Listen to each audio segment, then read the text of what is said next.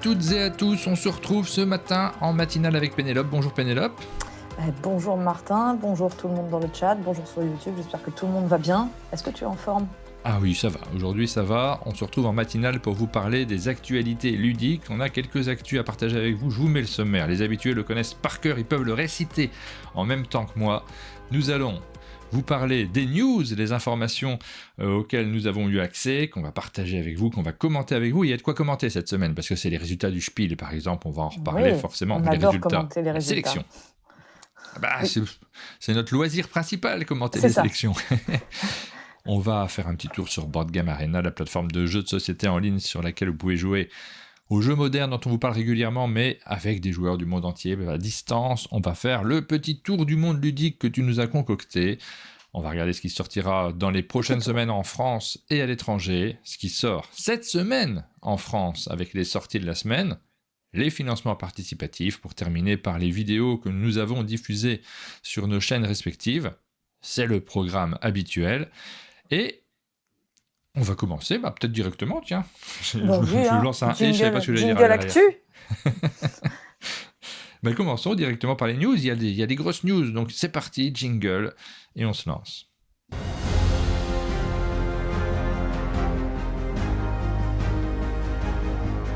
Et la première news, on commence par ça, non, pas directement, on fait petit suspense, avant de faire le spiel. On terminera peut-être par le spiel, parce que sinon on va pas. Je commence par les petites infos, les petites choses, par exemple.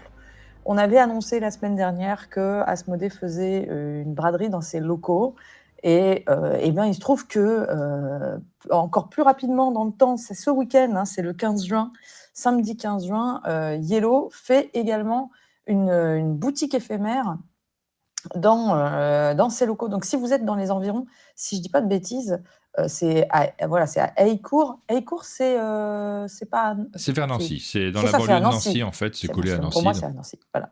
Et donc, dans leurs locaux, si vous êtes dans la région de Nancy, il va y avoir une boutique éphémère Yellow. Alors, c'est l'occasion parfois d'avoir des jeux encore sous blister à moins cher, parce que fin de série, parce que un peu abîmé, parce que reconditionné, etc. Et puis c'est aussi rigolo de visiter les endroits. Moi, j'ai pu y aller. Je trouve ça sympa de voir les lieux où naissent les jeux. Alors, c'est pas tout à fait là où ils naissent, mais un petit peu quand même. Ah si, quand même, si, bien sûr. C'est toujours sympa. Faut pas perdre de vue que quand un jeu est édité par un éditeur, en général, il arrive à un moment et il ressort beaucoup plus longtemps derrière. C'est ça. Par exemple, chez Yellow, ils ont un jeu qui est signé par Johan Servet que j'ai hâte de découvrir, un jeu de puzzle. Et moi, ça fait quelques temps que je le connais. À chaque fois que je croise Johan, je lui demande où il en est. Et c'est pas encore pour cette année, si j'ai bien compris. Il reste un moment chez l'éditeur, le jeu. Il est développé, il connaît tout un parcours, toute une vie à l'intérieur de ces fameux locaux que vous allez peut-être découvrir si vous allez visiter cette boutique éphémère. Ça fait très longtemps que je ne suis pas passé chez Yellow. Il faudrait que je me programme un jour, j'espère, une petite visite en Lorraine pour aller leur faire un petit coucou. Voir Lorraine en Lorraine. Oui, pas que Lorraine, toute l'équipe. Non, mais c'était pour faire... Ah non, mais il y avait jeu de mots. Hein. Ah oui, c'est bien vu. Voir Lorraine en Lorraine. Je pense que c'est pas la première fois qu'on lui fait. Donc voilà, la boutique Yellow, ça c'était la première petite news. Deuxième petite news, je vais prendre la toute dernière. Oui. Ça, c'est une news un peu perso. J'ai un peu honte de la faire, mais je la fais quand même. Il y a une exposition. Si vous êtes au Portugal en ce moment, à Évora. Et pourquoi je parle de cette news ? Parce que Évora, c'est une ville absolument magnifique au Pourqual où j'ai eu la chance d'aller. Pourquoi c'est perso ? Je ne comprenais pas. Voilà. Qu'est-ce que tu vas faire au Portugal ? C'est une très, très jolie ville qui est au patrimoine mondial de l'UNESCO, que j'ai eu la chance de visiter, qui m'a laissé un souvenir enchanteur. Et je dis tout le temps, allez-y. Et j'ai jamais de bonne raison de pousser les gens à y aller. Et là, j'ai une bonne raison. Il y a une exposition, alors c'est aussi pour parler, parce que c'est symbolique, il y a une exposition sur les illustrateurs du monde du jeu de société dans la ville, donc qui est avec la présence de Marina Acosta et plein d'illustrations qui sont présentées. Alors ça m'étonne pas parce que c'est une ville qui est très importante sur un plan culturel, avec des anciens bâtiments et une bibliothèque une université qui est très très connue. Donc je pense qu'il y a quelque chose vraiment de la dimension culturelle, artistique, etc. Oui, donc, je crois, alors je suis pas sûr, mais je crois que c'est aussi la ville où la fille de Rachel a perdu sa première dent, il me semble. C'est pas vrai. Si, c'est marqué sur le chat là tout de suite. Vous pouvez commenter évidemment cette émission parce qu'on la diffuse sur YouTube, mais elle est enregistrée en live sur Twitch et on a des commentaires précieux à chaque fois. Voilà. Et donc, c'est aussi intéressant de voir que ce genre d'événements arrive un peu partout et qu'on met de plus en plus les illustrateurs en avant. Autre news, plus triste celle-ci, Game Brewer ferme ses portes. C'est un éditeur, alors pour ceux qui sont habitués du Festival d'Essen, c'est un éditeur qui a toujours un stand immense à Essen avec des des grands panneaux et c'est un peu surprenant parce que c'est ce genre d'éditeur qui fait un peu l'événement sur le festival. Eh bien, ils annoncent qu'ils arrêtent, tout simplement, que ils ferment le chapitre. Les jeux qui sont en cours et qui devaient être livrés seront livrés. En tout cas, ouais. c'est ce qu'ils disent Ouais. dans le texte, et ça, c'est quand même plutôt rassurant. Donc, ils vont faire leur dernière, tout ce qu'ils ont annoncé, ça sera fait jusqu'au bout, mais ils vont s'arrêter ensuite. Je n'ai pas été très surprise de l'annonce. Je ne connais pas les raisons pour lesquelles le jeu la boîte ferme. Ça peut être des raisons complètement différentes de celles que j'imagine. Mais c'est vrai que c'était une maison d'édition qui faisait des jeux assez chers, assez très produits avec de très beaux visuels. Et j'ai pas l'impression que les ventes étaient très très fortes, mais et que ça marchait très très bien. Ils n'ont pas eu de jeu dont on s'est dit ça a fait voilà, ça a été un banger, ça a fait vivre le reste de la production. Ça a plutôt été, je pense, à chaque fois des bons jeux, mais pas des grosses réussites commerciales. Donc, est-ce que c'est ça? Est-ce que c'est pas ça? Je ne sais pas.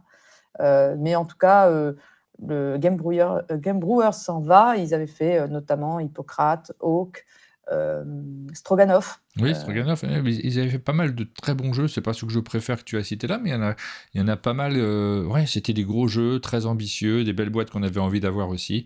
Ouais, c'est un peu tristoun, mais après, Oui, c'est vraiment un peut-être bon des fois éditeur. c'est des séparations de personnes qui vont lancer d'autres choses ailleurs. Tout à fait. D'où la nécessité Peut-être de que bien livrer les jeux pour pas se griller dans le monde ludique. C'est tout à fait possible. Peut-être que j'affabule complètement, mais voilà, j'avançais une possibilité. Et enfin, avant de passer au nommé du Spiel, au gros morceau. au gros morceau, eh bien, une petite news autour du Spiel d'Essen. C'est juste, ils battent un record cette année, ça fait complètement flipper. Ils battent le record de l'espace occupé dans les comment ça s'appelle, dans les halls. Dans les halls, ouais. Par les exhibitors, par ceux qui viennent présenter les jeux, les exposants. Et donc, j'ai les chiffres, c'est 68 528 mètres carrés qui vont être occupés, c'est 5 000 mètres carrés de plus que l'an dernier. Et maintenant, ça y est, c'est officiel, on ne peut plus pousser les murs. C'est-à-dire que ah ouais, c'est marrant parce qu'il y a toujours des halls qui sont laissés un peu tranquilles habituellement, notamment des grandes zones où on se rend compte, où c'est le vide absolu. C'est ça. Là, tous les halls vont être pris vraiment, ou alors ils ont décidé d'arrêter au bout d'un moment ce qu'ils disent, c'est qu'il y a des halls. Alors, je ne sais pas exactement si ceux qu'on traverse ne sont pas justement ceux qui vont être utilisés. Ouais. Mais il y avait aussi des halls fermés, il me semble. Mais peut-être que je dis une bêtise, mais apparemment, c'est ce qu'ils disent. Ouvrir un nouveau hall, c'est pas une option en fait. C'est-à-dire que c'est dans les halls qu'on connaissait, ils seront. Okay. Voilà, les halls qu'on connaît seront pleins à craquer. On voyait encore des coins de halls pas occupés, et là ils seront pleins à craquer. Mais ouvrir des halls supplémentaires, ça serait pas possible parce que il faudrait Enfin, ça serait une refonte complète du festival, et ça, ils ne peuvent pas le faire comme ça. Voilà. Ok, bon. Mais c'est encore un record battu. Ils sont dépassés par leur succès. Bah, on ira du coup alors. Ah oui, moi j'y vais. Puisque le record est battu, on ira voir, on ira vérifier sur place. Et c'est le moment de la grande annonce. Il y a des moments comme ça qui marquent le monde du jeu de société, et le moment où on nous informe de la liste des jeux qui sont sélectionnés pour le Spiel des Jahres, ce prix allemand qui fait toujours référence en France. Bah, ça compte un petit peu. Ah oui, le Spiel, ça compte énormément même. Donc on va regarder la liste des jeux qui sont sélectionnés, on va les commenter rapidement, on va essayer d'être rapide parce que sinon on va faire l'émission que là-dessus. Mais on gagnera du temps sur les autres rubriques, c'est pas grave. C'est oui. C'est très rigolo parce qu'on se connaît maintenant entre membres du jury des pays. Ah bah ça, oui. Voilà. Donc c'est ça mange toujours ensemble, sympa de ça voir dîne sortir ensemble, ça, on connaît. On se connaît. Hein. On discute de comment on dirige le monde ludique. C'est sympa de voir que on a. Bah, c'est pas les mêmes sélections du tout. Voilà, c'est ça qui est sympa aussi, quoi. Et c'est intéressant. Alors, premier jeu qui est sélectionné dans la catégorie principale du Spiel des Jahres, c'est Captain Flip. Oui. Premier jeu d'un premier éditeur. Alors par contre, Cette maison d'édition Playpunk, elle est dirigée par des gens qu'on connaît bien, puisqu'il y a Thomas de Roboprod à l'origine, et Antoine Boza, qui sont Thomas Provost, qui sont les éditeurs. L'auteur, on le connaît aussi, Paolo Mori, accompagné de Remo Conzadori. Captain Flip, gros succès en France. On en parle déjà pour l'As d'Or, je ne vais pas te titiller avec ça, mais il fait partie de la shortlist aussi de ceux dont on parle. Et Captain Flip est donc sélectionné avant l'As d'Or pour le Spiel des Jahres. Ouais, et j'avais vu des gens surpris sur certains jeux présents, certains jeux pas présents, etc. Mais c'est pas sur la même période de temps que l'As d'Or exactement, je pense, tout simplement. Ils n'ont pas les mêmes bornes temporelles pour la nomination du Spiel. C'est les sorties allemandes. Ouais. Donc voilà, ça c'est pas tellement une surprise. On s'attendait à le voir. C'est un jeu pour l'instant qui emporte tous les suffrages. Le second, alors c'est dans le désordre, pardon, recommandé du Spiel, on regardera ça après. Le second qui est sélectionné, c'est SkyTeam, le jeu de Luc Raymond qui vous emmène aux commandes d'un aéroport. Vous allez devoir coopérer avec une communication limitée pour faire atterrir un avion. C'est un jeu qui remporte aussi pas mal de suffrages actuellement. Énorme vente dans ce jeu pour 2 joueurs à communication limitée. C'est publié par le Scorpion Masqué.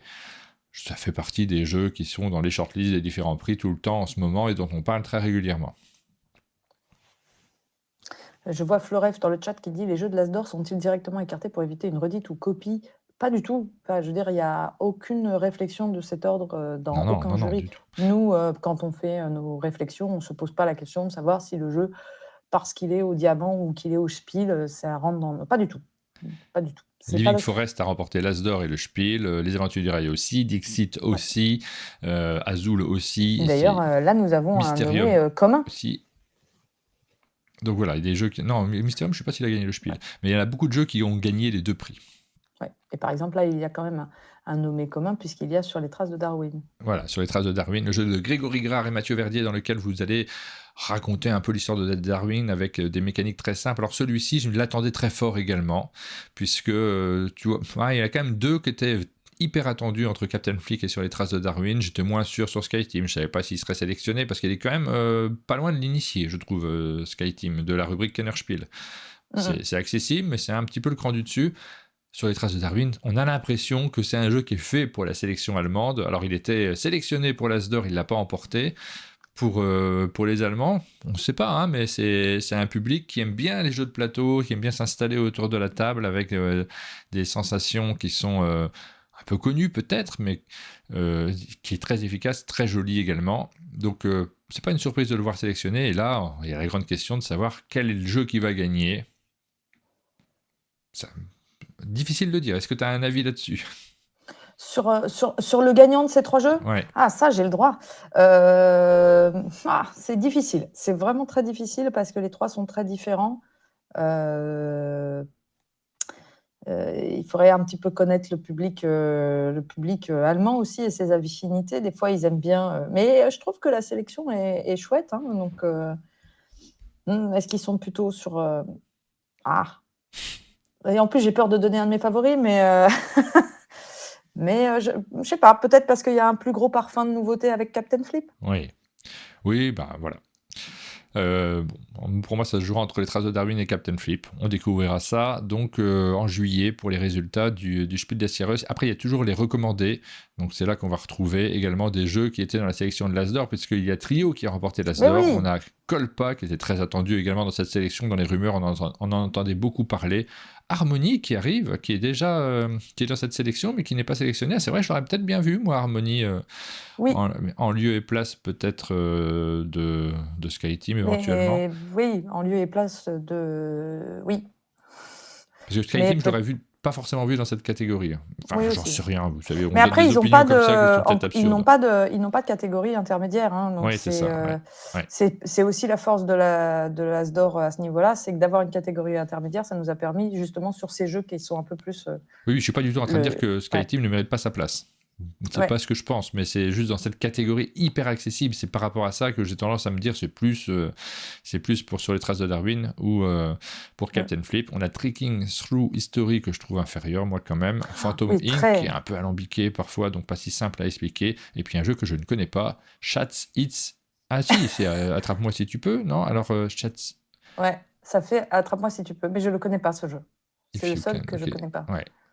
OK. Colle pas, c'est très rigolo, c'est très sympa. Oui, moi je trouve qu'il n'invente pas grand-chose non Il plus, invente pas grand-chose, je suis assez étonnée de le voir dans les recommandations, mais pourquoi pas? Ça, c'est pour la catégorie principale. Il y a 2 autres catégories. Il n'y en a que 3 par rapport à l'As d'or où il y en a 4. On va regarder les 2 autres. On voit quand même qu'il y a pas mal de jeux en commun. C'est vrai que c'est pas la même sélection, mais heureusement, hein, ça n'aurait pas d'intérêt si on a les mêmes sélections dans tous les pays. Quand même pas mal de jeux en commun sur les 2 prix As d'or et Spiel des Jahres.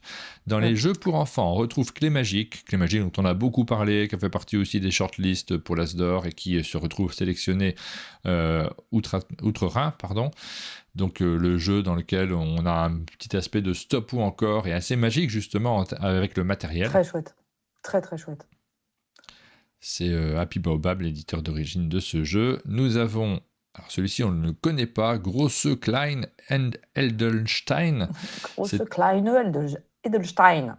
C'est un jeu qui est signé par Wolfgang Warsch, qui est sélectionné chaque Ah, année pour le Spiel oui. des Jahres. Il est toujours présent et là on est dans un jeu dans lequel il va falloir identifier des formes, vérifier, c'est pour les enfants, hein, donc ça paraît assez simple pour les adultes quand on regarde la description, mais j'imagine que pour les enfants c'est beaucoup plus complexe. Il va falloir essayer de voir si les formes correspondent à celles que l'on recherche pour pouvoir les attraper.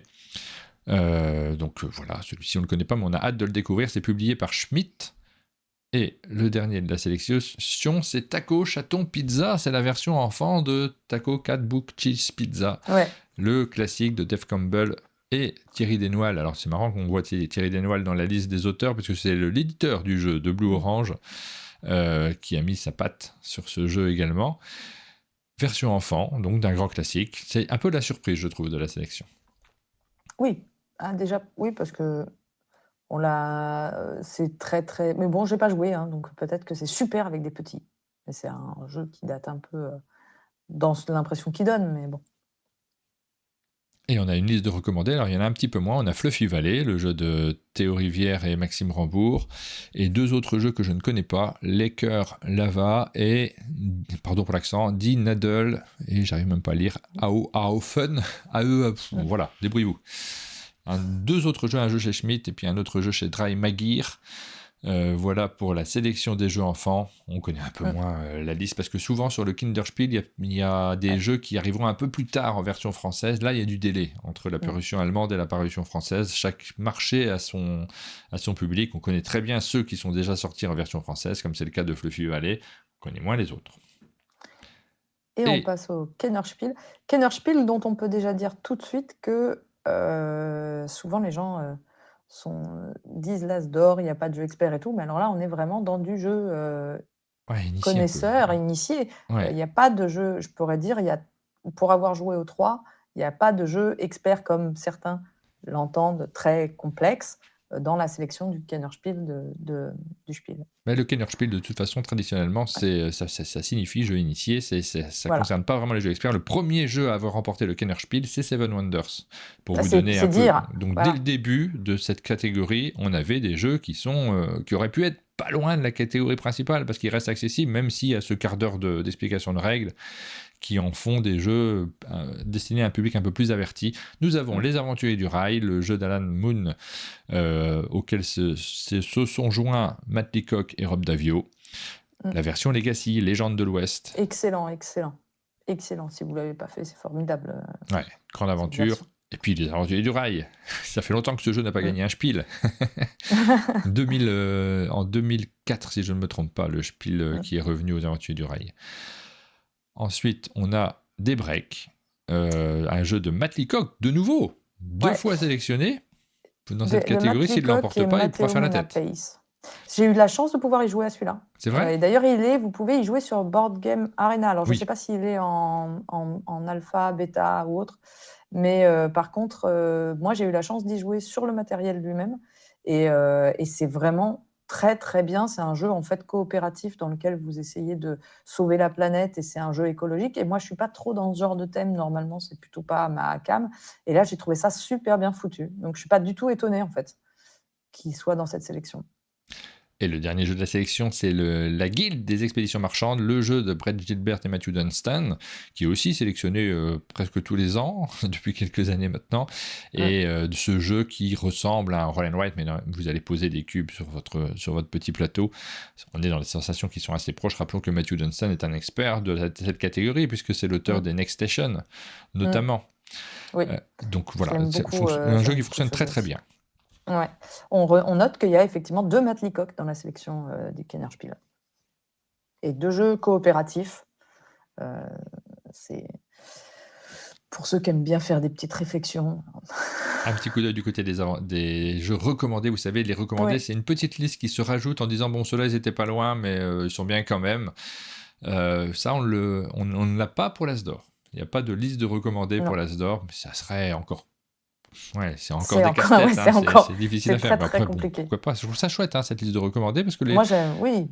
Les auteurs sont mi-contents, mi-déçus. Ils ne savent pas trop comment le prendre. J'ai vu notamment la story de Théo Rivière qui expliquait son sentiment partagé sur sa sélection en tant que recommandé pour Fluffy Valley.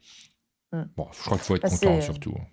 On ne peut pas gagner chaque année. C'est une question qu'on nous pose souvent, c'est pourquoi la shortlist n'est pas divulguée ou quoi. C'est essentiellement pour pas faire de malheureux et pas faire parce que ne pas être dans une sélection de 3 jeux, c'est une chose, mais ne pas être dans la shortlist, des fois on se dit carrément mais c'est du boulot en plus. Faire des malheureux, c'est compliqué. Pour un prix, de toute façon, tu fais toujours des malheureux. Tu ne faut pas partir dans un prix en disant on va faire gagner personne. Une shortlist, c'est une 50aine de jeux. Et même pas être dans cette 50aine de jeux, c'est encore plus, entre guillemets... Voilà, c'est pas créer de tristesse ou d'amertume. Voilà. En fait, c'est très net. Il y a une sélection. Voilà, le reste appartient à l'histoire. Alors, on a Forimix, Botanicus, Ritual et Beer. C'est ça, j'arrive pas à lire le dernier. Beer Pioneer. Ok. Beer Pioneer. Je l'ai vu, j'avais vu qu'effectivement le jeu fonctionnait bien malgré un visuel tout à fait repoussant, mais j'avais pas pu y jouer. Donc voilà pour cette liste de jeux qui sont sélectionnés pour le Spiel. Je t'ai pas demandé tes pronostics. Alors pour le jeu pour enfants, je sais pas si on en a vraiment parce qu'on n'y a pas joué. J'anticipe le fait qu'on n'avait pas spécialement d'avis là-dessus. Mais pour le jeu expert, est-ce que tu as un avis particulier ? Tu as le droit d'avoir un avis pour le jeu enfant, ceci dit. Je te coupe pas là-dessus. Pour le jeu expert, je suis bien partagé, mais je mettrais entre Daybreak et les Aventuriers du Rail, mais peut-être Daybreak, celui qui s'appelle E-Mission en fait, et dont le nom anglais et Daybreak. Peut-être, parce qu'il ferait un peu la surprise. Il est bien dans un thème de l'époque. Oui. Sur ces catégories-là, de toute façon, c'est des choix politiques presque. Est-ce qu'on met un très gros jeu, est-ce qu'on en met un plus petit c'est difficile. Donc toi, tu récompenses pas un Matt Leacock. Ok. Bah si, c'en est deux. Ah si, c'est un Matt Leacock, oui, t'as raison. Ouais, ouf, ça va, tout va bien. Non, la Guilde, je le trouve très très bien, mais c'est un de mes jeux favoris de l'année dernière, donc je suis pas du tout, je suis très contente qu'il soit nommé, mais je le pense un petit peu en dessous des 2 autres en matière d'exceptionnalité dans cette sélection-là en tout cas.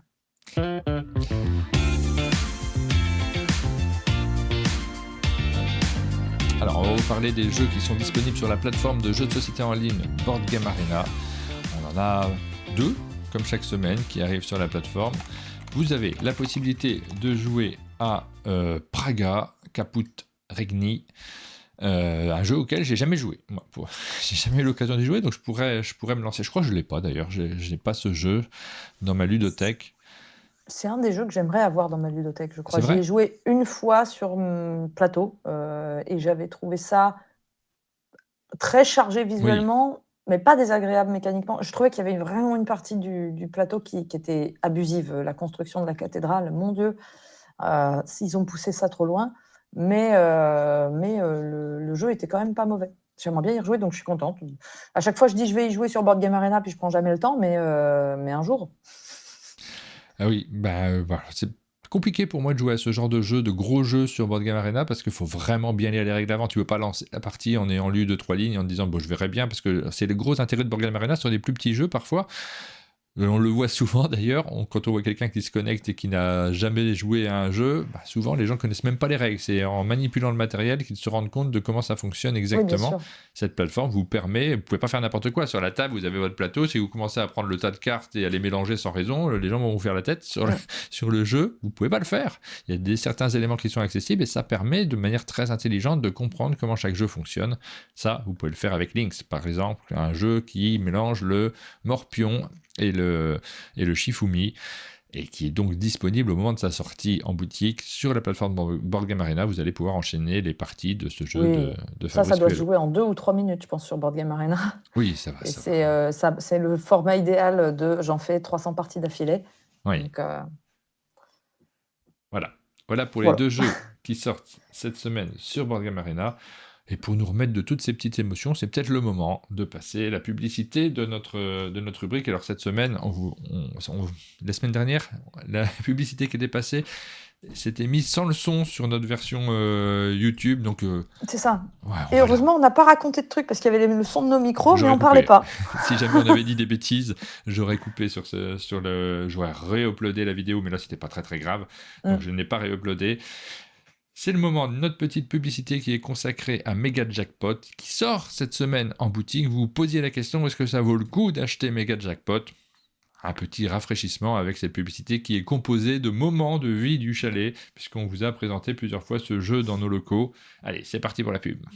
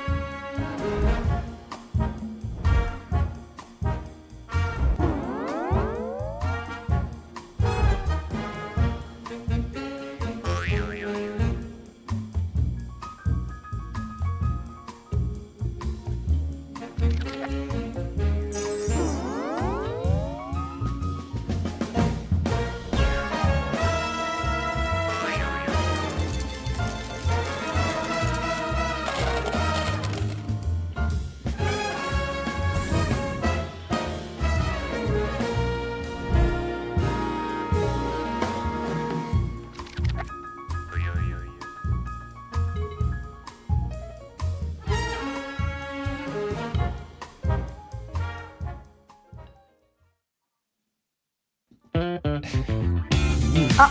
Ouais, non, mais je vais pas me le tour du monde ludique. J'ai du mal avec ce jingle, hein, c'est fou. Je le mets jamais au bon moment. Est-ce que c'était la cucaracha? Oui, ouais, le tour du monde ludique, c'est la cucaracha. Meilleur jingle du monde. On commence par les sorties en France. Comme d'habitude, les annonces de sorties en France, très peu, très très peu. Et ça fait 2 semaines que je trouve qu'il y en a peu. Est-ce qu'il y aurait une volonté de mettre un petit peu quand même un frein à la frénésie des sorties? Du coup, je me dis que peut-être dans 6 mois, 1 an, quand les jeux sortiront, on aura une moins grande sensation d'être submergé. Mais cette semaine, 2 jeux chez Lucky Duck. Alors, un qui est que j'ai vu annoncé chez Lucky Duck Game France, et l'autre que j'ai vu annoncé sur un autre site. Je pense qu'il sera chez Lucky Duck Game France, mais je sais juste que c'est chez Lucky Duck. Donc, je suis dans la totale supposition. Salem 1692 chez Lucky Duck Games, ça sera pour la fin de cette année. Oui.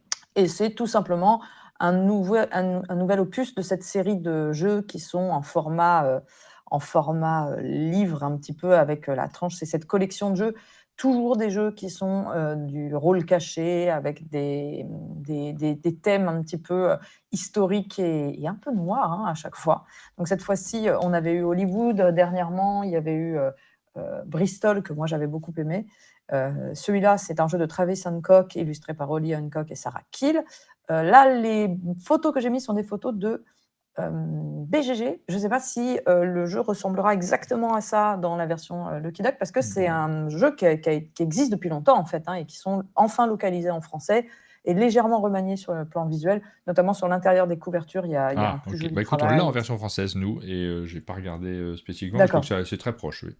Voilà. Et dans celui-là, c'est la chasse aux sorcières de Salem. Et certains joueurs vont incarner les chasseurs de sorcières et les autres les sorcières. Et autour de la table, on ne sait pas qui est qui, bien sûr. Et on va s'accuser les uns les autres en essayant de se cacher si on est sorcière.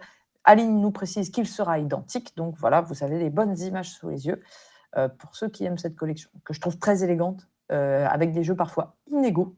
Mais Oui. ils sont pas tous aussi bons les uns que les autres. Mais franchement, Bristol est vraiment très très rigolo et le matos est toujours à la hauteur. Donc D'ailleurs, Lucky Luke Games sélectionne aussi les jeux qu'ils font dans cette collection, puisqu'ils ne sont pas tous parus en version française. Hein. Je crois qu'il en manque un qui n'est pas sorti pour l'instant. Et donc, le suivant, je regarde peut-être qu'il y a l'information. Oui, il y a une édition française qui est prévue. Elle est marquée sur Board Game Geek. Tu vois, je me suis dit peut-être que c'est marqué. Ah, pour C'est lequel? Toriki. Pour Toriki, oui, j'aurais pu te le dire. Nous, on a reçu Ah, Lucky bah Luke Games, donc sur ces jeux-là, on a effectivement les informations sur. On les a vus, on en a parlé sur le canapé. Ça, c'est pour la toute fin d'année, je Ah, bah crois. voilà. Oui, tout à fait. C'est Toriki, l'île des naufragés. C'est un jeu de oh là là, c'est dur celui-là. Wojciech Ah, c'est Grajkowski. lui. Grajkowski. Franchement, je vous invite à aller voir le nom sur BGG. C'est difficile pour moi de prononcer certains noms, mais là, c'est chaud. Il y a un J avant un C, j'ai aucune idée de comment ça se prononce. C'est un jeu d'aventure et d'exploration, un peu dans l'esprit. Alors, c'est le même auteur que Chronicles of Crime, et qui est un jeu que moi, j'adore d'enquête, vraiment, beaucoup. Dans lequel je trouve que l'apport du rôle du téléphone portable est excellent. Il y a marqué sur Board Game Geek que c'est un jeu hybride, donc il y aura sans doute une partie écran, téléphone, tablette, on ne sait pas. Mais on voit que c'est différent. Il y a de l'exploration avec des tuiles sur le plateau. Il y a des cartes avec toujours le système de QR code. Donc là, on avait un indice encore plus fort. Et puis un carnet où on peut prendre des notes. Et donc, c'est une île dans laquelle on fait une expédition scientifique et on va essayer de l'explorer et de ramener des tas d'informations, des objets, des trésors, etc. Moi, j'adore. Je trouve que pour les enfants, c'est super. Ce genre de pitch me donne envie de jouer terriblement, même si c'est pas pour moi la cible. Et surtout, j'aime tellement le Chronicles of Crime que j'ai envie de savoir la nouvelle idée qu'il y a eu dans celui-là. Oui. J'ai rajouté un petit jeu, je ne sais pas si tu as vu sur le dossier, j'ai rajouté Beyond pour remercier aussi les éditeurs qui nous informent sur le Discord d'un monde de jeu. Oui. Et donc c'est un éditeur Victoire, la maison d'édition s'appelle Victoire, et qui nous propose ce jeu-là qui sortira à l'automne. Je vous montre le dos de la boîte également parce qu'on a les informations. Vous voyez que... on ne sait pas forcément grand-chose parce qu'on n'a pas joué, donc je ne pourrais pas rentrer dans les détails, mais vous voyez l'univers du jeu, vous voyez qu'il y a 3 phases dedans, une phase de stop ou encore, dans laquelle on va révéler des esprits célestes en essayant de respecter le yin et le yang, qui est le thème principal du jeu. On va les placer dans sa zone de jeu, c'est la 2e phase, je lis un peu ce qui est écrit. Dans la 3e, vous allez pouvoir capturer les cartes adverses, ce sont les informations que nous ont données les éditeurs. C'est un jeu qui est signé par Sophie Planchois et Thomas Niezor. Planchet, j'ai mal écrit, pardon. Il n'y a pas de souci. Et Thomas Niezor. Voilà, pour ce jeu. On le note également dans nos tablettes. C'est le 2e jeu de cette maison d'édition. Et oui, n'hésitez pas si vous avez des annonces, des nouveautés, à les communiquer, à les envoyer sur nos Discord respectifs. Je me ferai un plaisir de les relayer. Avec la petite icône illustrée à la main qu'on voit également en haut de cette petite boîte, de ce dos de boîte. Voilà, ça c'était pour les sorties françaises. Je crois qu'on a fait le tour de ce que tu avais repéré. Et oui, tu vois, assez peu. Donc on passe au tour du monde, et là on va faire un tour du monde. On commence par pas trop loin, on va en Norvège. Et une annonce qui normalement te fait toujours plaisir, c'est Saltfjord.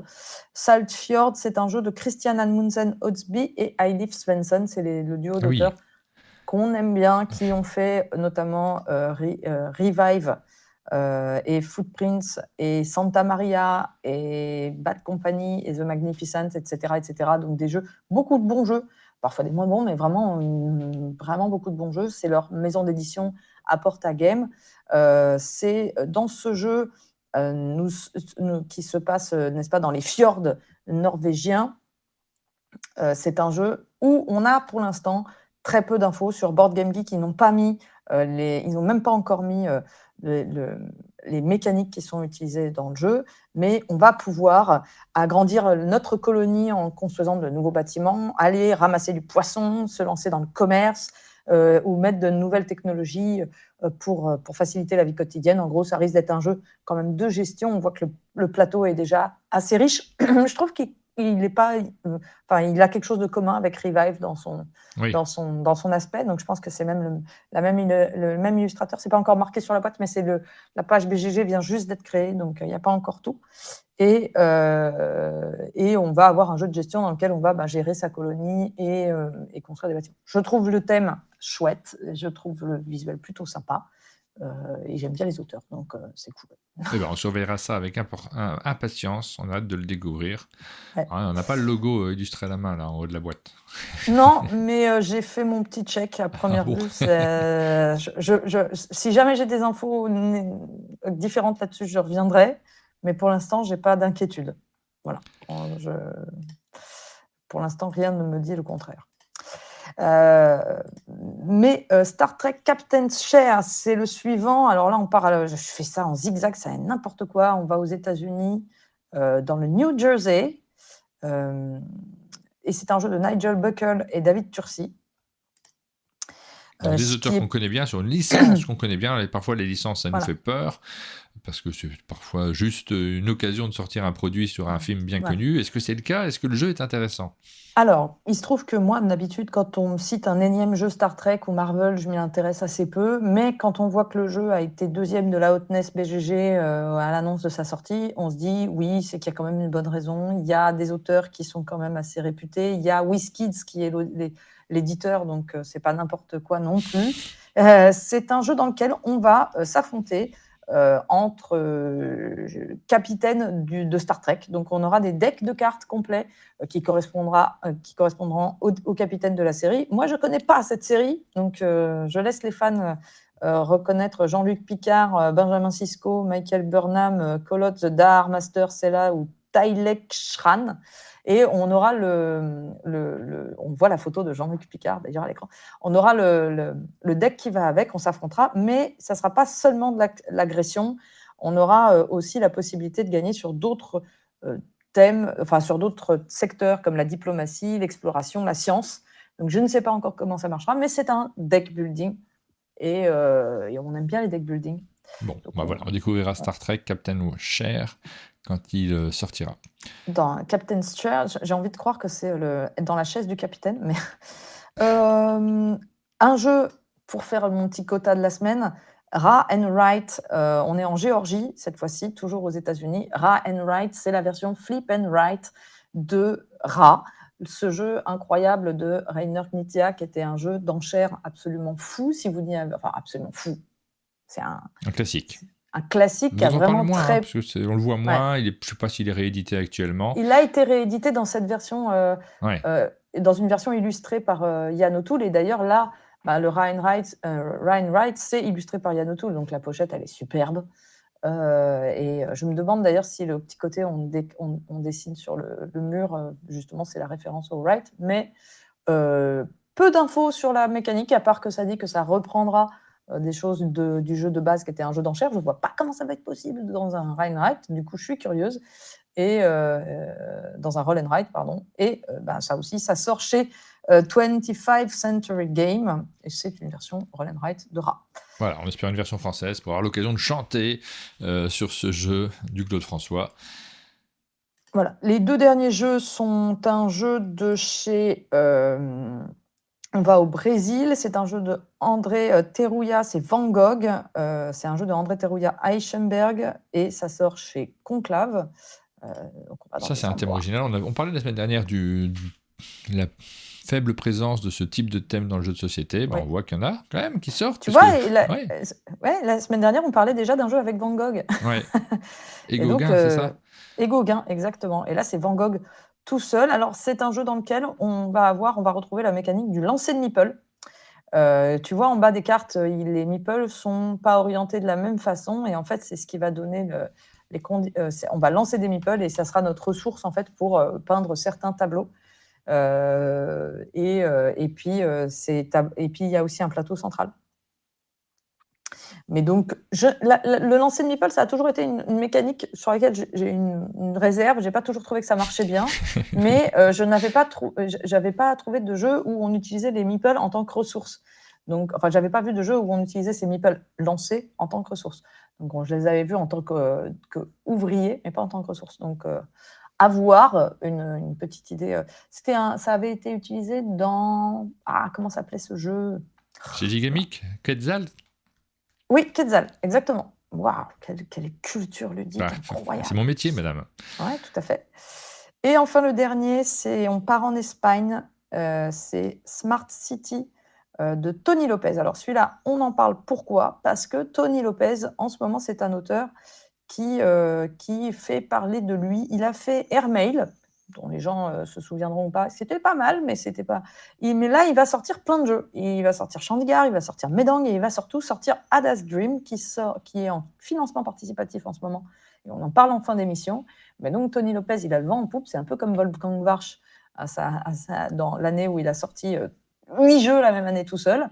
Smart City, c'est un jeu dans l'air du temps, illustré par José Soto, dans lequel on va construire sa ville devant soi dans un petit plateau avec des morceaux de bâtiments, enfin avec des bâtiments. Et le but, c'est de faire la ville la plus, écologique, respectueuse de l'environnement, tout ça. Il faut qu'elle soit, j'imagine, qu'elle respecte des conditions qui lui permettent de survivre à travers les temps difficiles qui nous attendent. Et ce sera un petit jeu de 45 minutes pour 2 à 4 joueurs à partir de 12 ans. Et voilà, j'ai fait le tour du monde. C'est mes annonces de la semaine. Voilà, petit tour du monde cette semaine. Quelques jeux qui nous attirent forcément, qu'on va noter, dont on essaiera de se rappeler quand on les verra peut-être arriver en version française pour certains. On espère que les meilleurs seront en version française et que les moins bons ne le seront pas. Cette semaine, il y avait effectivement moins d'annonces, même de sortie, mais même à l'étranger, il y avait moins de choses. C'est sur les Kickstarter qu'on a des trucs plus intéressants, donc on va se retrouver en fin d'émission là-dessus. C'est le moment de parler des sorties. Jingle sortie.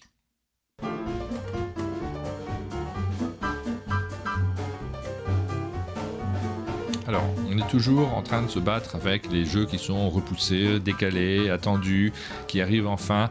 Cette liste de sorties, on l'annonce à chaque fois, elle est indicative, c'est-à-dire qu'on vous donne la liste des jeux au moment où ils étaient prévus, et peut-être qu'ils seront là dans vos boutiques la semaine prochaine, peut-être qu'ils sont là maintenant. Forcément, ça dépend des arrivages et des conteneurs qui sont parfois bloqués ou décalés. On commence par FTW. C'est bien. Pardon. C'est bien, le jeu est bien. C'est bien FTW. C'est un petit jeu qui est super. Petit jeu de Friedman Friese. Il en sort généralement un par an à Essen. Et là, donc, c'est son jeu d'Essen qui paraît en version française. Je ne sais même pas qui le publie en version française. Je pense que ça doit être dans le giron d'Asmodée. Et dans ces cas-là, on ne le sait pas toujours parce que Asmodée garde ses éditeurs d'origine sur les devantures de la boîte. Donc là, c'est tout F Spiel. Zwei, F, Spiel, en tout cas la maison d'édition de Friedman Friese, petit jeu de cartes, très simple. Oui, pardon, je t'ai coupé. Non, vas-y. Non, je disais vraiment, c'est dans cette catégorie. Si vous cherchez un petit jeu, ça peut faire partie de votre petite sélection de 5-10 jeux que vous allez prendre pendant les vacances dans votre valise. Petit jeu de cartes très très chouette et c'est ça qui est chouette avec les auteurs comme Friedman Friese ou Rainer Knizia. Il y a toujours la recherche d'une petite mécanique qui sort de l'ordinaire. On sort des skijo ou de toutes ces mécaniques qu'on connaît bien et hop, c'est pas forcément le jeu de l'année, c'est comme Colpa, mais c'est toujours chouette d'avoir un petit truc rafraîchissant. Ça fera votre été, quoi. Et faut qu'on se le note parce qu'on l'a au chalet. Moi, je l'avais acheté en version, je l'ai joué au chalet. Anglaise. Et puis, quand tu passes au chalet, de toute façon, on a des formats de présentation de jeux à faire. On peut se le mettre dans la liste de prochains formats. On est en train de construire notre liste. Ensuite, nous avons Golden Creek, un jeu de Ségolène et Jean-Paul Monet. C'est publié par Labo Ludique, c'est signé par Michel Verdu. Là, je ne peux pas vous en dire grand-chose, je n'ai pas eu l'occasion de le voir, de le jouer, de le manipuler. Ça sort cette semaine. On vous en reparlera peut-être après y avoir joué. On enchaîne avec Infiltrate. Tu n'hésites pas à me couper si tu as plus d'informations que ce que je dis. Un jeu de John Keane et Liam Keane. C'était publié par Ori Games. C'est illustré par Mansoon. Et c'est un petit jeu coopératif de déduction. Donc c'est original, on n'en a pas beaucoup dans cette catégorie-là, où à la fois on est en train de faire de la déduction avec des missions qui vont être différentes d'une partie à l'autre. C'est hyper malin, moi j'ai beaucoup aimé. Ouais, c'est très très malin, c'est très très original. Faut aimer le genre, mais c'est un vrai casse-tête à plusieurs et donc c'est plutôt chouette. Et à la seconde, je reçois un mail d'Origames qui me dit que je t'envoie le jeu. Donc pareil, on va pouvoir Ouais. se le mettre dans la liste. Et ça, c'est clairement un jeu qu'on vous présentera dans l'émission Les Jeux du Chalet, dans une des prochaines émissions. Un des chouchous de Rachou. Oui. Oui, à juste titre. Méga Jackpot. Oh, est-ce qu'on vous a déjà parlé de ce jeu? Un jeu d'Erwan et Yann Morin qui a été sélectionné au Sablier d'Or, qu'on vous a présenté, sur lequel on a enchaîné les parties parce qu'on a eu l'occasion d'y jouer plusieurs fois.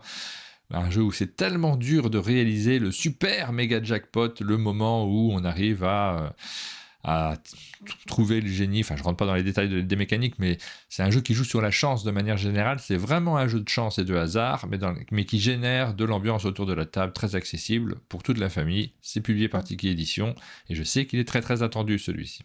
Et j'adore Méga Jackpot aussi. Ça fait partie, pareil, vous le mettez dans votre valise avec les 5-10 autres jeux dont on parlera sans doute un jour, à un moment. Mais c'est un très bon jeu d'ambiance pour l'été. Ouais. Sur ce jeu, c'est toujours difficile quand on vous fait la promotion d'un jeu dans lequel vous avez vu qu'il y avait une pub dans l'émission où vous pouvez vous dire à juste titre, mais allez, ils sont payés pour dire du bien du jeu. Non, rassurez-vous, je me forcerai pas vraiment. Celui-ci, ce sur quoi je veux insister, c'est qu'en lisant les règles, quand on n'a pas vu une partie, on se demande si c'est vraiment bien. On se demande si c'est pas, tu sais, ce genre de jeu, on se dit, c'est pas pour moi ça. Ça, vraiment, bon, le petit jeu là, le pile ou face, c'est vraiment pas bon, mais il faut voir une partie. Et ça tombe bien. Ta chance qui a l'air de rien, ça m'intéresse pas. On a des vidéos sur la chaîne où vous pouvez le découvrir. Mais des fois, il suffit d'un tout petit truc, une toute petite virgule bien placée pour que le jeu sorte son épingle du jeu, quoi, vraiment. Et là, c'est le cas. C'est cette idée de « Ah, je peux sortir ». Enfin, l'émotion qu'on retrouve. Et le thème du jeu est super bien trouvé. Hein, c'est vraiment, vous aurez votre petite sensation de jackpot. Oui, Sprati 3 nous dit sur le chat, je n'ai vraiment pas du tout vu l'intérêt du jeu. C'est tout à fait compréhensible. Ça, c'est un rapport au hasard. On l'a pas tous le même. Et puis, et l'ambiance qui s'est peut-être pas créée autour de la table. On peut pas contredire ce genre de choses, on est vraiment dans la vie personnelle. Chez nous, ça a bien marché. On enchaîne avec Monstervania, celui-ci je ne le connais pas particulièrement, c'est publié par Zactarus, c'est Sylvestre Pastor, l'auteur du jeu, et on sent au titre du jeu et au visuel qu'il y a peut-être un rapport avec Castlevania. Alors, c'est pas mal. On est sur un jeu que je n'ai pas encore joué, mais sur lequel je me suis renseignée, dans lequel on va avoir un petit côté jeu vidéo, effectivement, avec de la 2D et de l'exploration de donjons. Donc oui, Castlevania, je pense, est une référence derrière. Mais c'est pour, je pense, jeunes joueurs en coop pour avoir un jeu d'aventure, d'exploration de donjons, mais avec un système assez simple, et ça réutilise l'idée du jeu de plateforme en 2D. Donc ça a l'air sympa à voir. Voilà, on est sur du ça a l'air. Il y a des jeux qu'on connaît, auxquels on a eu l'occasion de jouer, qu'on peut vous présenter. Et évidemment, vous voyez le nombre de sorties, on ne peut pas jouer à tout. Et on remercie les éditeurs qui nous permettent de vous parler de manière beaucoup plus précise des jeux qu'on vous présente. Petite Mère, donc celui-ci, moi j'y ai pas joué non plus. Est-ce que tu as eu l'occasion d'y jouer, toi? Puisque je sais que tu es passé chez Yellow. Alors, j'y ai pas joué chez Yellow, j'ai joué dans sa version originale. Parce que c'était un jeu qui a été d'abord en financement participatif et quelqu'un l'avait acheté Rebentis l'a pris comme d'habitude. Et c'est un jeu où on est en coop, si je dis pas de bêtises, où on va poser des tuiles pour former un paysage de mer et on a des objectifs. On va essayer de marquer le plus gros score possible en posant ces tuiles. C'est très malin, c'est très puzzle. Moi, j'ai beaucoup aimé, mais autour de la table, pas forcément. Si vous n'aimez pas ce qui est placement dans l'espace, anticipation, scoring, vous pouvez être un peu hermétique au genre. Moi, j'ai trouvé ça très chouette. Mais voilà, c'est un peu dans la famille de... je me retourne pour voir le nom de Dorf Romantique. Ah oui. Mais en un peu moins bien. Ouais. Voilà, Dorf Romantique est un peu supérieur. Mais si vous aimez... si je devais choisir un des deux, je choisirais Dorf Romantique. Mais si vous aimez Dorf Romantique, vous aimerez peut-être ce jeu-là. Voilà, Petite Mère. Nous avons Rallyman Dirt qui paraît donc cette semaine, le jeu de Jean-Christophe Bouvier qui est publié par Synapse Games. Ça y est, il arrive en boutique. On a fait une vidéo dessus avec Adrien. Elle est disponible sur notre chaîne. On vous en reparle en fin d'émission d'ailleurs. Celui-ci, on est vraiment dans le rallye, c'est-à-dire que les pilotes vont lancer leurs voitures les uns après les autres. Au premier tour, il n'y a que le premier pilote qui joue. Au deuxième tour, il y a le premier pilote qui rejoue son deuxième tour. Et le deuxième pilote qui va jouer son premier tour. Au troisième tour, il y a un troisième qui va rentrer dans le cours. C'est rigolo parce qu'on joue pas tous en même temps sur la piste, mais si quelqu'un se plante, il peut être rattrapé par les autres. Et au départ, quand on m'a expliqué ça, je me suis dit, moi j'aime bien être en confrontation avec les autres, pouvoir jouer de l'aspiration et tout ça. C'est quand même présent, il faut le savoir, mais surtout, Il y a un aspect, on s'est vraiment éclaté en jouant au jeu, en faisant la vidéo. Allez la voir, vous verrez, l'ambiance, elle n'est pas feinte.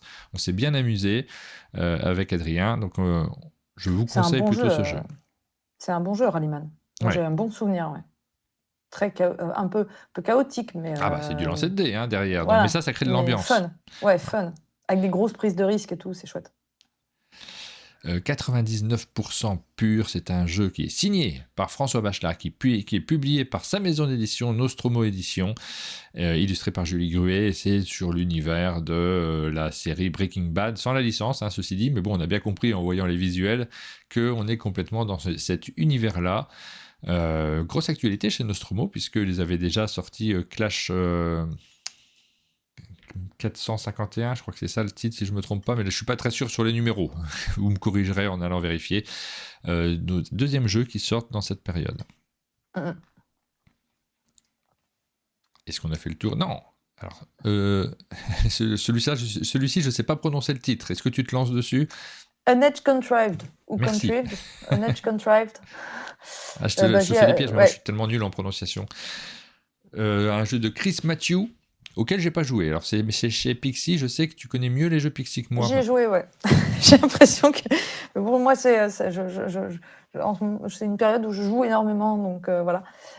J'y ai joué j'ai joué grâce à quelqu'un qui avait la boîte en anglais aussi, donc c'est pas encore une fois c'est pas grâce à Pixie, mais alors, il faudrait que je refasse une partie, pour être tout à fait honnête. Très, très beau matos, très, très impressionnant, gros. Un super truc où vous allez construire des bâtiments avec des aimants à l'intérieur. Donc, vous allez voir, le système est très chouette et les bâtiments se construisent. Le but, c'est de participer à la construction de bâtiments. Vous êtes des dieux et vous participez à la construction de bâtiments en votre honneur sur le plateau central. Et il y aura un scoring de points à la fin de partie. Il y a un système original de sélection d'actions et de tableau devant vous qui va se décaler vers la droite et vous avez des actions tout de suite, mais vous pouvez attendre pour avoir des meilleures actions plus tard. C'est vraiment bien. J'ai trouvé ça légèrement surproduit et peut-être que je m'attendais à quelque chose d'un peu plus... j'aurais aimé un truc un peu plus simple, mais moi, je suis dans une période où j'aime bien les choses un peu plus simples, donc c'est plutôt pas mauvais. Mais tiens, j'y avais joué avec Rachel qui est dans le chat, qui dit « j'y ai rejoué et non ». Ok. Voilà. Alors, ce qui est sûr, c'est que n'y jouez pas à 5. Nous, on y a joué à 5, c'est beaucoup trop long. Je pense que c'est un jeu qui aurait dû être un 2-4 et plutôt un 3 joueurs. Ok.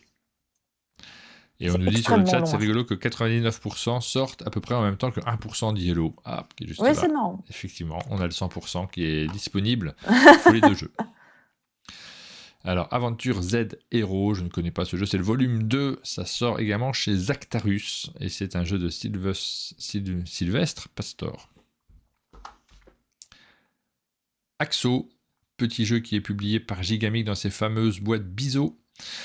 Alors, on a pas mal de jeux comme ça avec des croix, des triangles et des ronds. Ouais. Ça, c'est celui de Gigamic. On a parlé de Lynx, qui est publié par Matago cette semaine. On a parlé de Onyx, qui est publié par Blue Cocker. Vous avez l'embarras du choix. On va voir. On pourrait faire un sondage. Quel est votre jeu préféré? Ça serait très inélégant. On va pas le faire. Mais c'est une tendance du moment, des petits jeux de cartes très simples, avec des mécaniques qui sont assez accessibles. Celui-ci, il a un petit côté... on écrit, il me semble, sur des feuilles. J'ai pas joué à celui-là. Ah, tu n'as pas joué encore? Pas encore.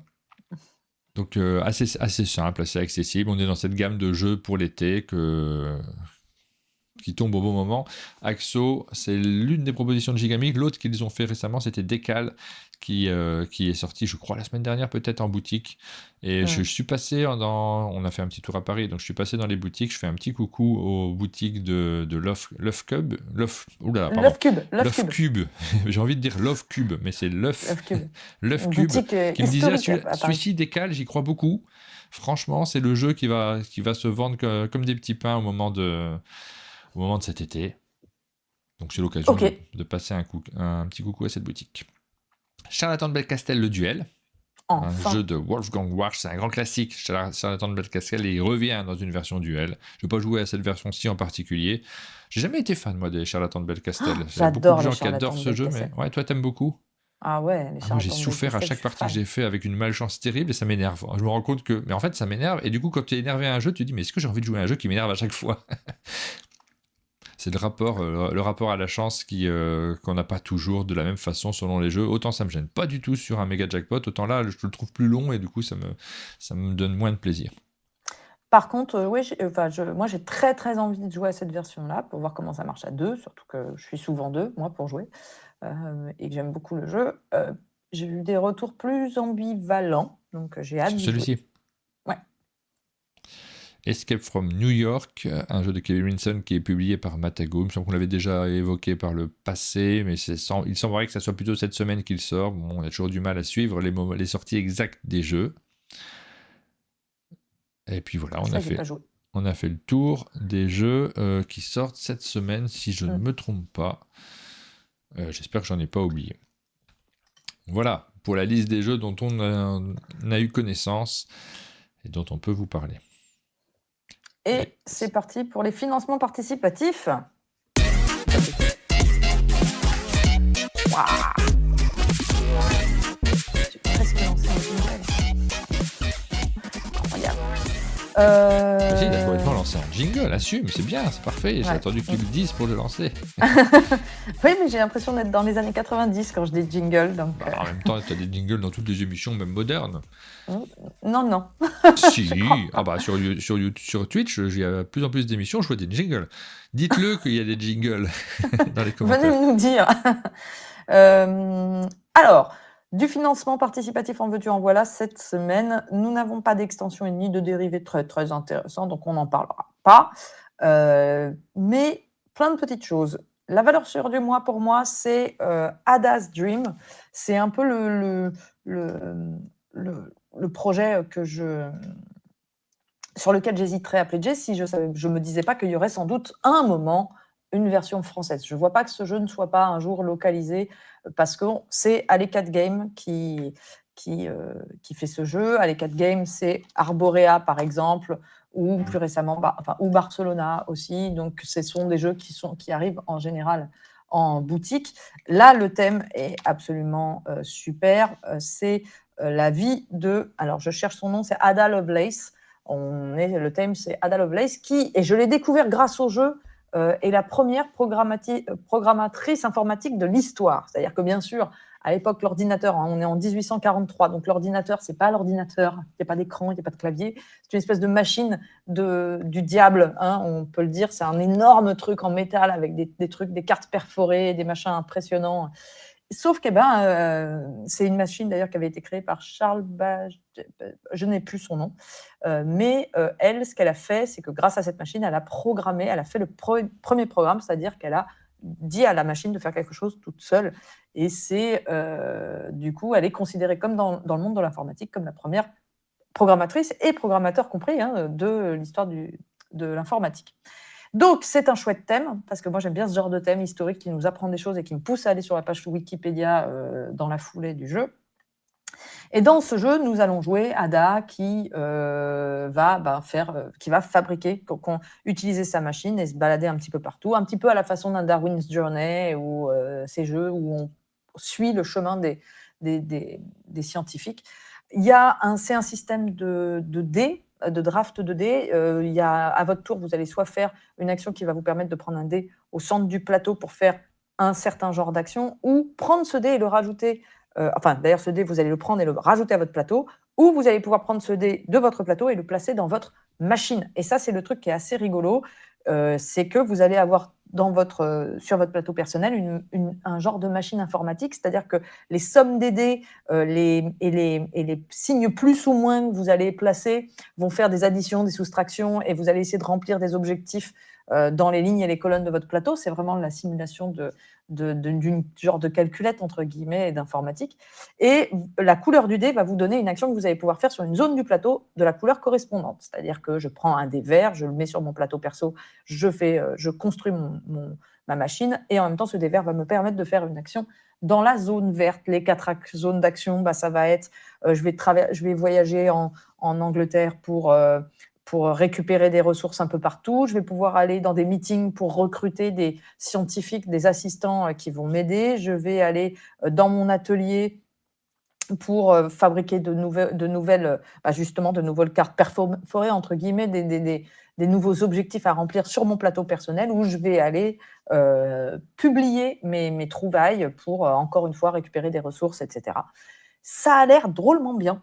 En tout cas, de ce que je regarde, moi, au niveau du thème et de la construction visuelle du jeu, ça a l'air et thématique et lisible, ce qui est quand même assez chouette.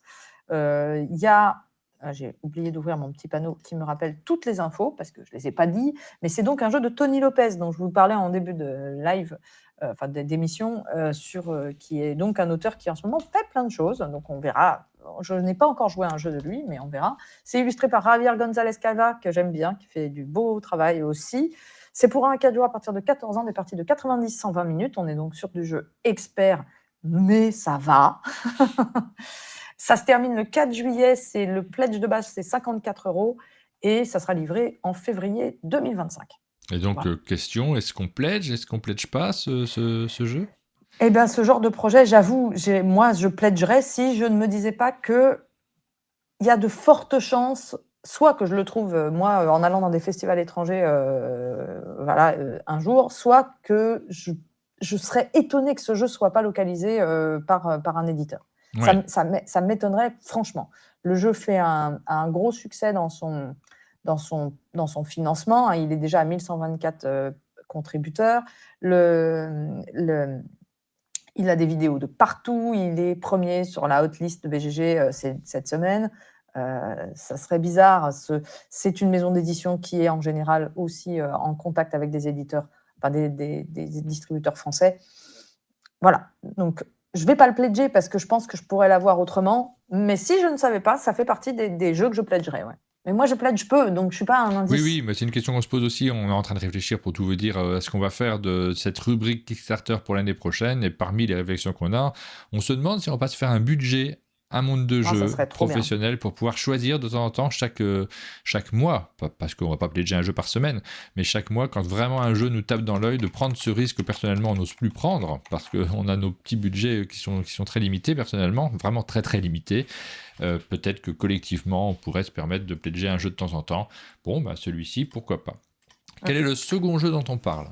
Alors celui-là, peut-être celui-là, je le pledgerai. Déjà parce qu'il n'est pas trop cher, c'est pas des trop grosses prises de risque. Deuxièmement parce que c'est des thèmes que j'aime bien, c'est Opération Barclay. C'est un jeu de joueurs.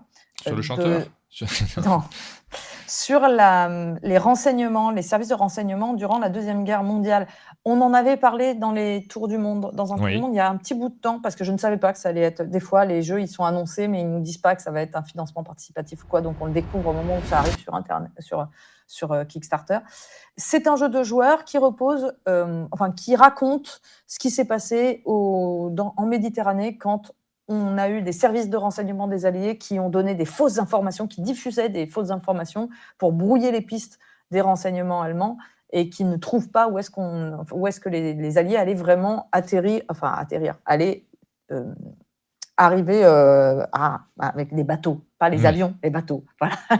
Aller accoster et pour faire leur débarquement. C'est un jeu de Maurice Suckling et illustré et publié par Meeple Foundry. C'est un jeu de bluff, en fait, qui repose sur la mécanique, et c'est ça que j'ai trouvé. Alors déjà, j'aime beaucoup visuellement le jeu, et je trouve ça très, très élégant. Et il y a ce truc d'histoire encore. Hein. Moi, j'aime bien ces thèmes-là, ça me parle tout de suite. Là, le jeu repose sur une mécanique de poker, c'est-à-dire que vous allez jouer 3 premières cartes qui vont avoir des valeurs et ça va donner une idée à son adversaire de qu'est-ce qu'on a comme carte, puis on va en jouer, et sont face visible, puis on va en jouer 2 faces cachées. Entre ces 2 phases, on va parier sur qui aura la main la plus forte. C'est vraiment la combinaison de poker. C'est une mécanique qui est très utilisée en ce moment. Depuis 1 ou 2 ans, on voit des jeux qui utilisent le poker, soit pour ses valeurs de main, soit pour son côté bluff, etc. Donc là, ça va être je mise sur si je vais gagner ou pas avec ma main et si l'autre va gagner ou pas. Ensuite, on retourne toutes ces cartes. Si on a la carte la plus forte, on va récupérer des jetons d'information. En fait, c'est comme ça qu'on va aller rechercher des indices sur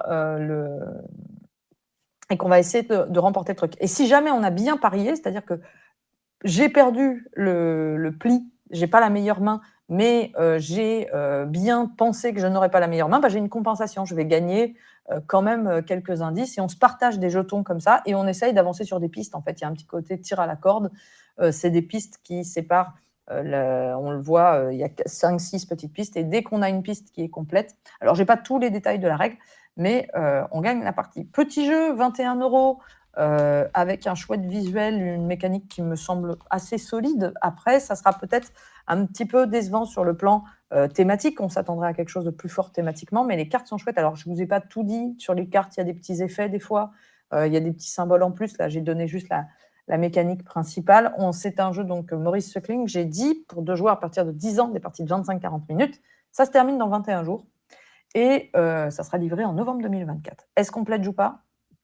Ouais, ça me tente très bien, mais là, tu vois, c'est un jeu où on n'est pas sûr d'avoir une version française. Donc ça, c'est quelque chose qui peut parfois nous Exactement. pousser à le pledger.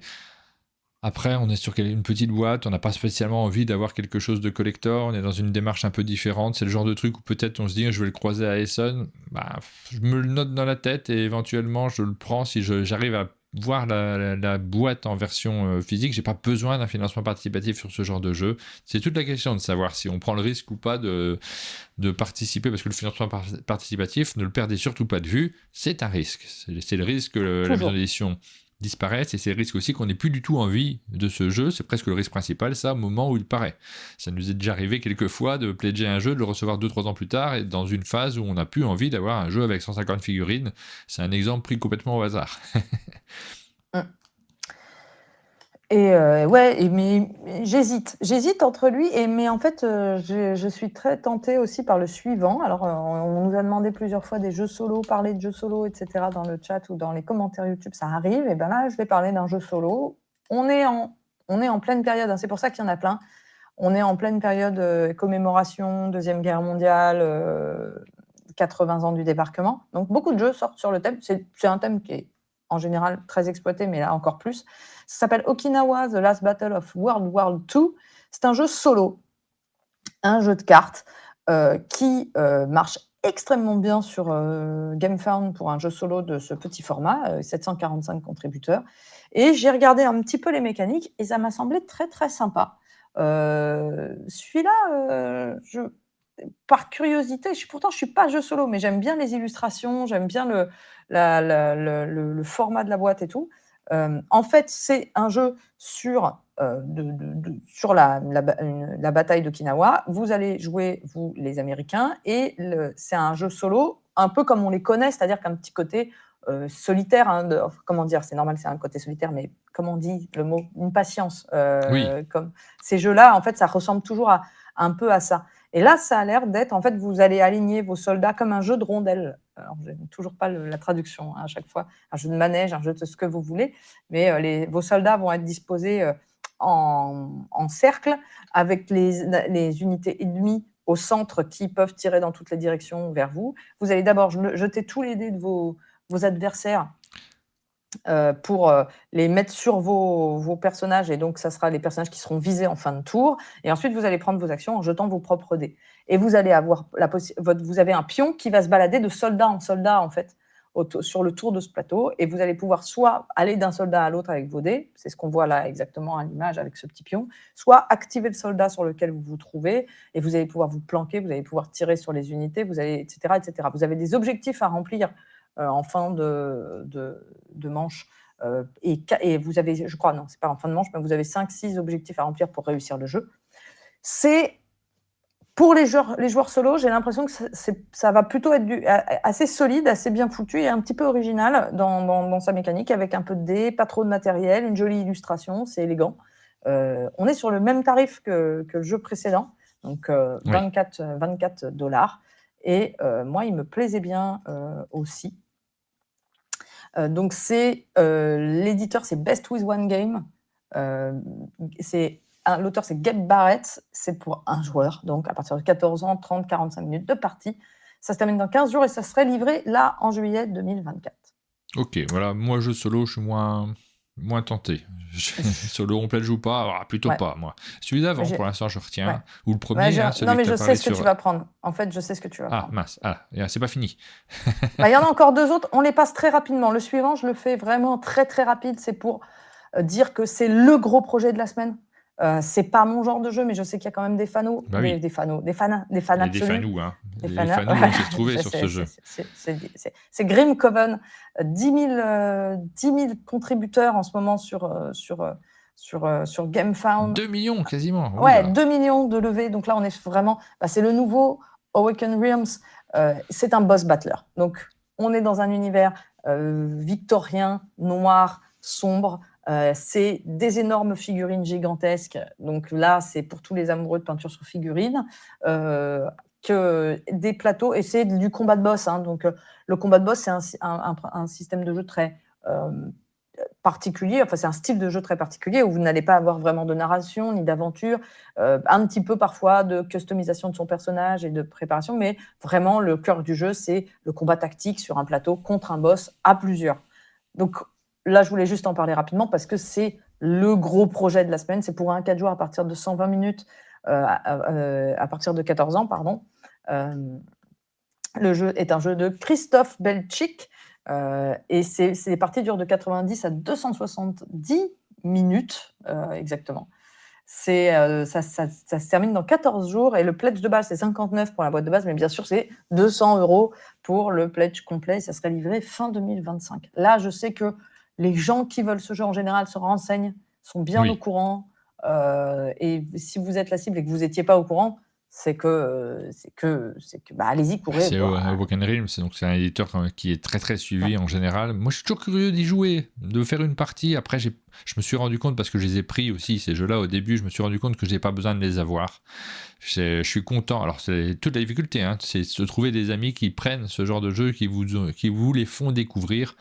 Mais je vais pas faire toute la campagne, c'est pas tout à fait mon type de jeu. Je suis plus dans des modes de découverte en jeu de société, de découvrir des nouvelles mécaniques et de savoir les appréhender que de vivre ce type d'aventure au long cours. Donc je ne pledge plus ce genre de choses, même si je suis intéressé. J'ai envie de savoir ce dont il retourne. Oui.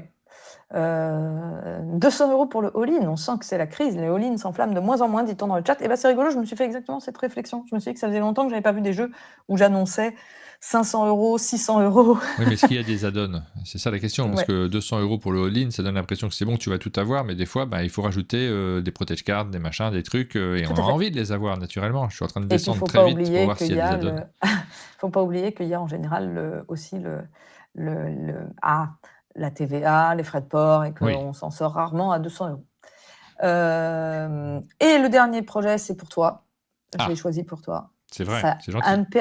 Imperfect Crimes Pop-up Escape Book. C'est un livre pop-up en 3D et c'est un escape book avec plein de pages et plein de décors dans lesquels on va évoluer et chercher les indices et résoudre les puzzles pour résoudre chaque crime, chaque scène de crime avec les petits secrets cachés. Donc là, on est vraiment dans le genre de projet qui sont intéressants à découvrir sur du financement participatif, parce que ça, je pense pas qu'il y en aura beaucoup que ça sera beaucoup, qu'il y a une chance que ça soit localisé ou quoi. Et c'est toujours assez chouette. Il y a une fascination avec moi, j'ai une fascination pour les livres pop-up.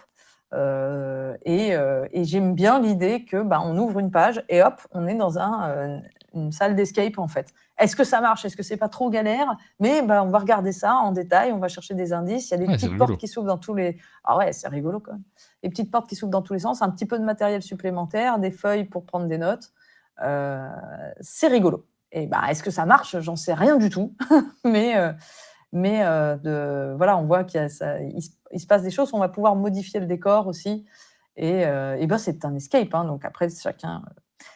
faut se lancer dedans. Le pledge est à 65 € tout de même. C'est pas tout à fait donné. Le pop-up, c'est cher. Hein. Mais le pop-up, c'est extrêmement cher. Et ça serait livré fin 2024. Donc ça va venir assez vite. Mais c'est une vraie question, c'est est-ce qu'il y a une version française ou anglaise? Ça, Alors, c'est une bonne oui, question. on pose la question, on donne la réponse directement, c'est ça un monde de jeu. Parce que là, Ouais. je vois directement que on a un logo français. Donc clairement, est-ce que c'est pour la livraison ou est-ce que c'est pour la version? J'espère en tout cas, mais s'il y a un logo français, c'est vrai que c'est tentant. En C'est général, quand ils tentant. mettent le petit drapeau français, c'est vraiment qu'il y a le texte est en français. Sinon, c'est pas juste pour la livraison. La livraison, c'est en général, les informations sont dans le shipping. Et c'est un jeu qui vient d'Espagne. Donc, c'est tout à fait probable qu'il y ait une version française, parce qu'on est voisins. Voilà. Est-ce que tu avais vu ce pop-up qui est publié par Don't Panic Games? Mais alors vraiment pour la beauté de publier un jeu et le rendre disponible en français sur Donjons et Dragons? Non. Non, parce qu'il nous l'a laissé au chalet, je l'ai juste là, je vais montrer une page quand même pour Oh tous les oui. gens qui ont envie de voir un pop-up. Attention, je disparais. Et du coup, je suis seule. Et voilà, c'était tous les projets de la semaine. Et moi, si je devais en pledger un, enfin, si je pense qu'un monde de jeu devait en pledger un, ça serait une Perfect Crimes Pop-Up Escape Book. Pour le côté, je suis pas sûre de l'avoir autrement. Voilà, dans les versions. Et effectivement, celui-ci, c'est 95 €. Oh, Si je me trompe waouh! pas. 95 €. Il est au chalet si tu veux faire ce livre pop-up. Avec, il y a du jeu aussi à l'intérieur. Hein, donc on Trop peut bien. s'amuser. Et Ah, ouais, on c'est montre génial. vaguement ce qu'on trouve à l'intérieur en le montrant à l'envers. Mais bon, avec plein de pages et plein de jolis pop-up. On va le mettre au Oh chalet. là là là là là, c'est Les gens qui incroyable. viendront au chalet auront la possibilité, merci à Don't Panic Games qui nous l'a laissé, de le découvrir. Oh là là Il y a là plein là, de pages, c'est il y a beau. plein de trucs et il y a des petits jeux à l'intérieur. Mais c'est Quand des ça beaux livres, s'élève c'est des objets en fait. C'est des objets à avoir indépendamment du plaisir du livre et du plaisir du jeu. Pouvoir les manipuler, ça fait un peu rêver. Voilà. Et j'ai fini. Eh ben, on a terminé avec les financements participatifs. Alors, est-ce qu'on soutient ce projet? Tu as dit 65 €. Est-ce qu'on a déjà le juste ça budget à qui monde de jeu? Ça, c'est la Il vraie est un question. peu cher pour un livre pop-up, j'en ai bien conscience, mais après... Ah non, c'est pas cher. 65 € pour un livre pop-up, c'est pas si cher que ça, franchement. Alors, les frais de port doivent pas être infernaux, puisque c'est l'Espagne. Ah, il n'y a plus d'early bird. Ah, zut, zut, zut. Donc là, maintenant, il y a du bundle. Il va falloir étudier tout ça, hein, on va regarder. Ouais. Mais voilà, ça serait un peu la curiosité de cette semaine, sachant qu'effectivement, sinon, ça aurait été Ada's Dream sans aucun problème. Ça a l'air vraiment très, très bien. Mais encore que je n'ai pas joué au jeu, hein, on est là, mais ça fait très, très envie, on va dire ça autrement.